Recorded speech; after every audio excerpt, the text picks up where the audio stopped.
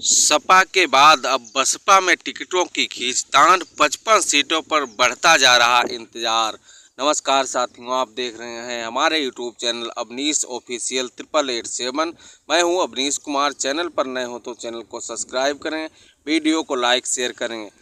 BSP पहले हर चुनाव में सीट बार प्रभारी घोषित करती है और बाद में स्थानीय स्तर पर रिपोर्ट ठीक ठाक आने पर उसे उम्मीदवार बना दिया जाता है। जहां अधिक खींचतान है वहां प्रभारी बदले जा रहे हैं। समाजवादी पार्टी के बाद अब बहुजन समाज पार्टी में टिकट को लेकर खींचतान शुरू हो गई है।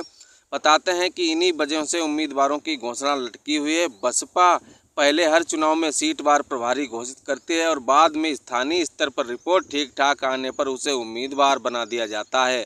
जहां अधिक खींचतान है वहां प्रभारी बदले जा रहे हैं। उदाहरण के लिए गाजियाबाद में पहले अंशय काल्ला को प्रभारी बनाया गया था, बाद में बदलकर किशोर पुंडीर को बना दिया गया है। इसी तरह कन्नौज में बदला गया है प्रत्याशी।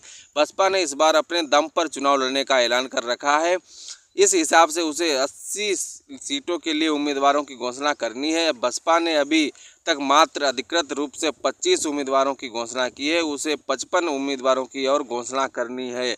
बसपा ने अधिकतर सीटों के लिए लोकसभा प्रभारी घोषित कर रखे हैं, लेकिन सूत्रों का कहना है कि स्थानीय स्तर पर कुछ का भारी विरोध चल रहा है। इसीलिए जहां विरोध चल रहा है वहां के प्रभारियों को एक एक कर बदला जा रहा है। पार्टी सूत्रों का कहना है कि इसी खींचतान के चलते बसपा उम्मीदवारों की सूची लटक रही है। समाजवादी पार्टी को बसपा अपना धुर विरोधी मानती है। बसपा दलित और पिछड़ों के दम पर ही अभी तक सीटें जीतती रही है। सपा ने इस बार एनडीए बनाम पीडीए का नारा दिया है। सपा के पीडीए का मतलब पिछड़ा दलित अल्पसंख्यक है। बसपा जिस जाति की राजनीति करती है, सपा भी अब उसी राह पर निकल चुकी है। इसीलिए बसपा सपा की पीडीए के धार को कुंद करने के लिए उम्मीदवारों के चयन में भी सावधानी बरत रही है। बसपा दलित पिछड़ों के साथ ही मुस्लिमों को टिकट दे रही है। बसपा की घोषित अब तक 25 अधिकृत उम्मीदवारों में से 7 मुसलमान हैं। इससे अंदाजा लगाया जा सकता है कि शेष बचे 65 हिस्सों के लिए उम्मीदवारों की मुस्लिम संख्या होगी। अभी बताया जा रहा है कि पूर्वांचल और प्रयागराज की कुछ सीटों पर पेंच फंसा हुआ है। इन मंडलों के प्रभारियों ने कुछ नेताओं को बसपा सुप्रीमो से मिलवाया जरूर है, लेकिन अभी बात पूरी तरह से नहीं बन पाई है। बताया जा रहा है कि दूसरी पार्टियों के कुछ नेताओं पर भी नज़र है।